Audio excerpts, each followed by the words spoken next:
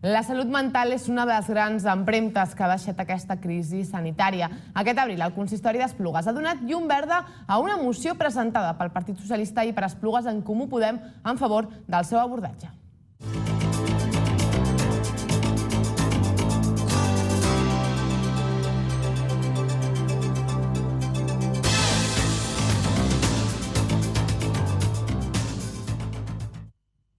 Molt bona nit. Comencem l'edició d'aquesta nit presentant, com sempre, els portaveus municipals. Eduard Sanz, benvingut, portaveu socialista. Molt bona nit. Oriol Torres, d'Esquerra Republicana, benvingut, molt bon vespre. Hola, bon vespre a tothom. Gemma Garcia, de Ciutadans, benvinguda.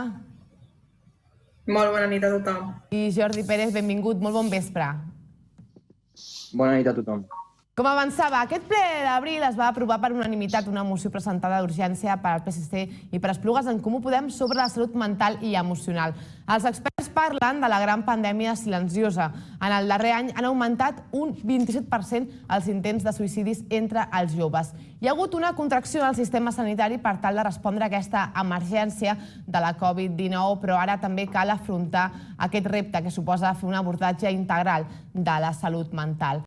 És el torn ara de la portaveu de Ciutadans. No sé en quins aspectes creu que s'ha d'incidir a l'hora de fer un abordatge real d'aquesta salut mental, d'aquesta empremta que ens està deixant, perquè és veritat que sembla que amb un braç trencat que es veu molt més, no? Que aquest impacte emocional sembla que hem de continuar tirant amb la nostra rutina, però que arriba un punt que és important i que ens va deixant una petjada. Sí, es evidente que el tema de la salud mental es un tema que hay que abordar y que es muy complejo porque además es una enfermedad, aunque hay mucha gente que le cuesta reconocerlo como tal, que estigmatiza mucho. Entonces a la persona que sufre esta enfermedad le cuesta mucho reconocer quizás ese estado de ansiedad o que realmente está sufriendo una depresión. Pero se ha hablado del tema de los niños, pero también tenemos las personas que han estado teletrabajando y que llevan teletrabajando más de un año. Eso es estar en sus casas, trabajando, viviendo, durmiendo, terminas de trabajar, sigues teniendo las mismas cuatro paredes y eso es muy duro psicológicamente, es muy duro. Es evidente que la pandemia ha puesto de manifiesto las limitaciones de nuestro sistema y debemos tener un sistema de atención útil, porque no queremos que nadie que lo necesite esté desatendido y que tengan que estar en esas largas listas de espera para poder ser atendido. Lo que hay que pedir, o más que pedir, diría yo, es exigir, ¿no? Tanto al gobierno como al Estado más recursos económicos y más recursos humanos, porque realmente los profesionales que se dedican a ello no les podemos pedir que atiendan a más pacientes de los que están atendiendo actualmente, porque esa no es la solución. La solución es más recursos económicos y más recursos humanos, para que esas listas de espera con esa enfermedad tan dura y que es totalmente invisible a la vista, digamos, ¿no? Que como comentabas, si te rompes un brazo, al día siguiente, la misma tarde, lo tienes enyesado, sigues con tu vida, pero el tema de la salud mental yo creo que ya es el momento de que realmente el gobierno y desde el propio ayuntamiento nos lo tomemos en serio, nos lo tomemos de verdad para poner realmente los medios que se necesitan para poder luchar contra esta enfermedad. Ara parlaves d'aquesta necessitat de posar les eines.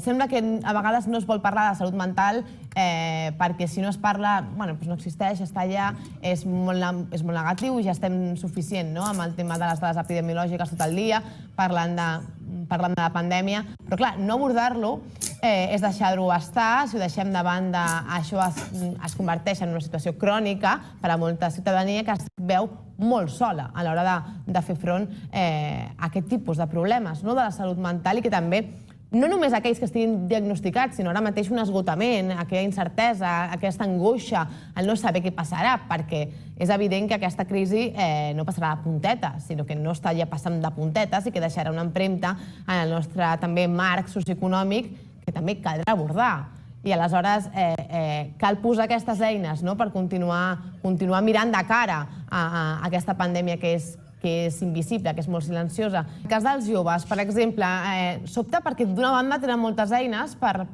arribar a conèixer, per exemple, entitats que treballen en pro de la salut mental, però d'altra banda també en aquest procés de desenvolupament personal estan molt en contacte amb unes eines digitals, amb unes xarxes socials que tenen efecte en tots, però que en els joves també tenen un gran impacte i que podem dir que a estones és una espècie de dictadura de la felicitat. Hi ha uns inputs que has de seguir per ser exitós i la felicitat és el que ven. No sé si de cara sobretot a crear aquest tipus de consciència en els joves, fer especialment èmfasis, posar recursos en aquestes campanyes de sensibilització pel que fa a les malalties de salut mental.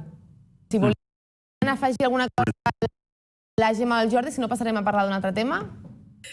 No, pues simplemente añadir que aparte de los medios para el tratamiento de lo que es la enfermedad de la salud mental, también pedir medios para la sensibilización y para la empatía sobre esta enfermedad, para que esas personas que lo padecen no sientan esa vergüenza, que es lo que decíamos un poco, que no se sientan estigmatizados por decir, estoy yendo a un psicólogo, me estoy tratando porque tengo un cuadro de ansiedad.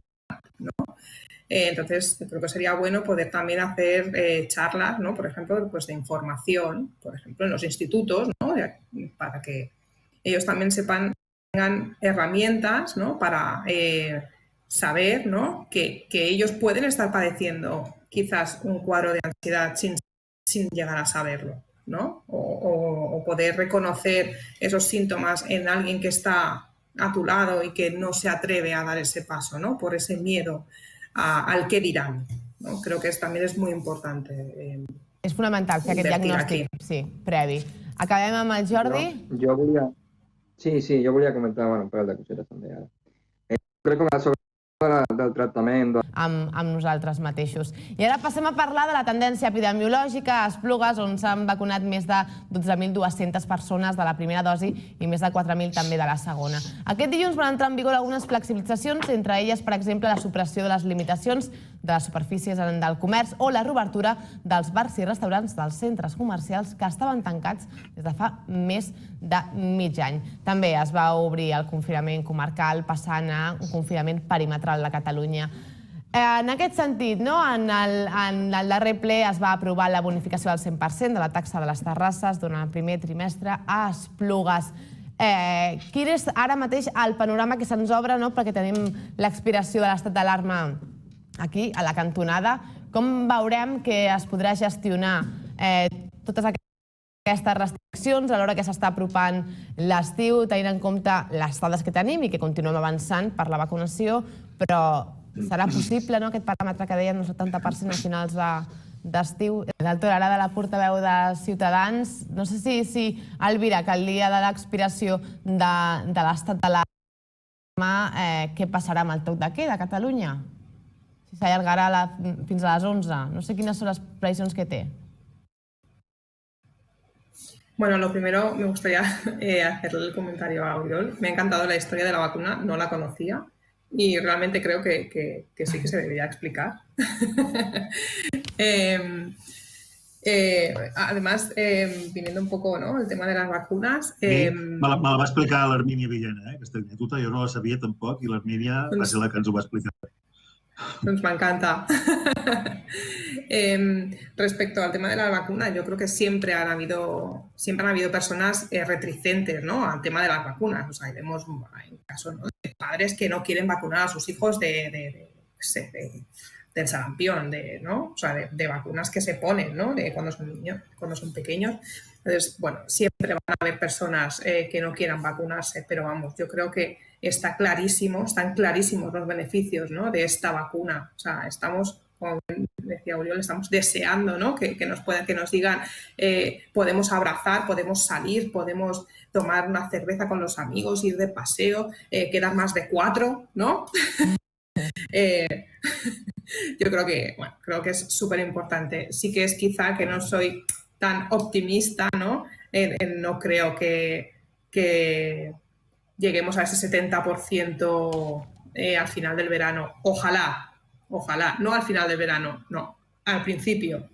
Pero bueno, respecto al toque de queda, bueno, esto dependerá de los expertos y de cómo evolucione la pandemia en Cataluña. Esperemos y confiemos en ellos, ¿no? Igual que confiamos en esa vacuna, de que harán lo responsable con los datos que hayan en el momento de tomar la decisión. Esperaremos a ver qué pasa. Se están flexibilizando ciertas restricciones y bueno, veremos a ver si esta és una más de ellas a partir de 9 de mayo. I abans d'acabar, si volia el torn la Gemma per parlar d'aquest clam de l'execució, que sigui ja que hi hagi govern a Catalunya. No sé si Elvira que serà de forma ràpida aquesta negociació, que s'avançarà més. Diu que no. Bueno, a ver... Oriol Torra té dubtes, Ell té dubtes.